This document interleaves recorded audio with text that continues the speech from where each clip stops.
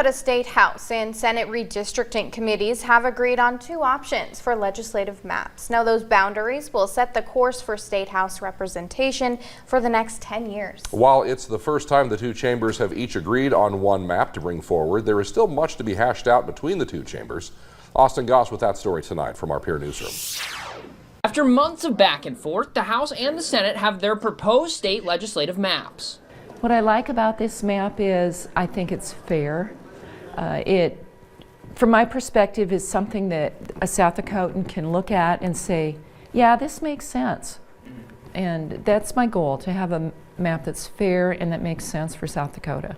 The House's map, called Grouse 2.0, was drafted largely by Representative Drew Dennard of Aberdeen.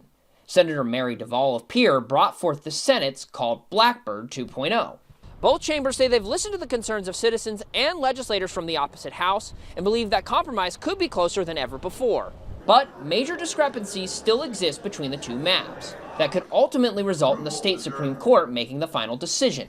Just like with anything in the legislative process, you have to work together and you have to have communication, and I'm kind of waiting for that communication to happen. Those discrepancies largely are focused on Brown County and the greater Sioux Falls area.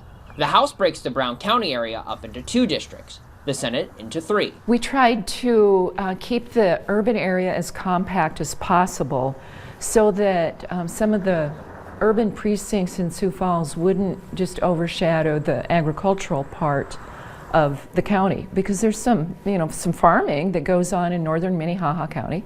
So we said, look, let's put the agricultural part with Moody County because it makes sense. Lawmakers will return to Pierre on November 8th to attempt to agree on one final map. In Pierre, Austin Goss, Dakota News Now.